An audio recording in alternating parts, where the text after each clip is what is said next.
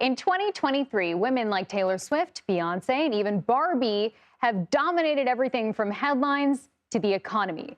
Over the summer, Morgan Stanley reported that the three added nearly $9 billion to the U.S. growth. For more on this, let's bring in Alexandra Svokos and Nigel Smith. Alexandra is the senior digital editor at Kiplinger, and Nigel is the senior movies news editor for People magazine. Thanks to you both. Thanks for having us.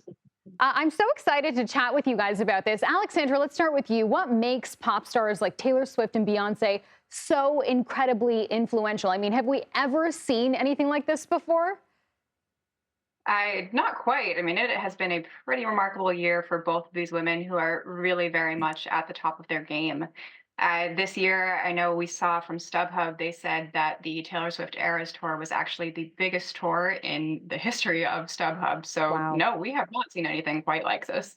It's so incredible to see. I want to mention as well, former Disney star turned pop star Olivia Rodrigo will be hitting the road in 2024 for her second solo tour.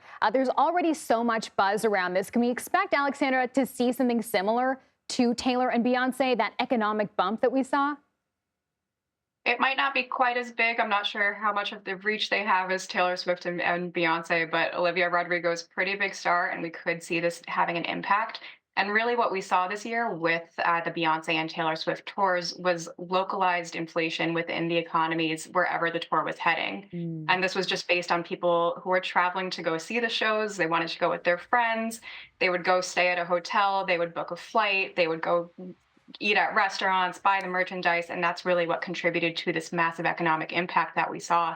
So it is possible that next year with the Olivia Rodrigo store, we'll see a little bit of some similarities to that. It's almost something that you could see. Like, I remember walking down Fifth Avenue during the summer, in the middle of the Beyonce tour, Taylor Swift tour kicking off, and everything was silver and sparkly. And I knew there were only really two reasons for that, right? Taylor Swift and Beyonce. And then Barbie started, and then everything was pink in all the stores there.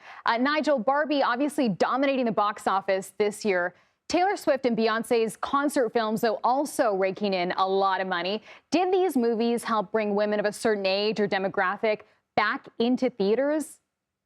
They sure did. And it was all kind of started off by Barbie in the summer. That film broke all sorts of box office records. It Mm. ended up so far, and I think, we're near the end of the year, as the highest grossing film of the year. It also broke the Warner Brothers record for their highest grossing film ever, beating the male-led Dark Knight film. And then, yeah, you had the Eras Tour, which was a female-fronted enterprise, obviously, that broke box office records in terms of being a concert film. And like you said, it really brought out the fans, as did the Beyonce film and the Barbie film. It was really exciting to see, especially in the summer.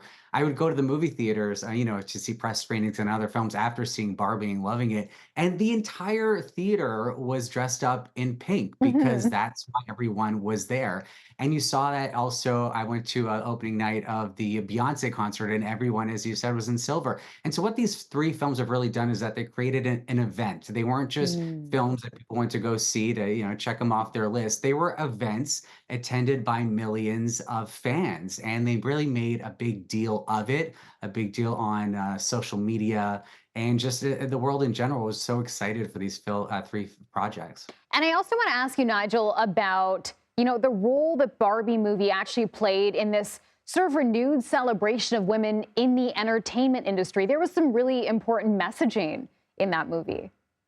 Yeah, and it did so in such a subversive way, and I was just so excited to see a film of its nature that is so feminist in its core essence, really take on this mainstream audience and bring in not just fans of the doll growing up, but also people that probably criticized Barbie and its messaging going into the film, and they were Mm. surprised by it and shared the message with those who didn't really think they would want to see a Barbie movie. I mean, this movie had staying power at the box office. That's why it made as much movie as it did. It wasn't just in its opening weekend, but it was word of mouth and critics and the talk that it was generating among fans and among people in general. Everybody just had to see the Barbie movie to see what Greta Gerwig, the writer and director of the film, did with it.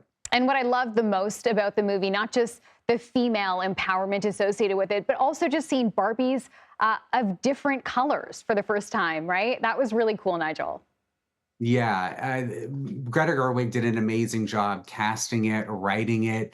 You had such a amazing eclectic cast. I mean, you had Issa Rae playing President Barbie, and Mhm. America Ferrera also had a huge role. Yeah, so she really did make a big push to diversify the cast, and I think it paid off in a really big way with a huge audience. Alexandra Svokos and Nigel Smith, thanks to both of you. We appreciate your time.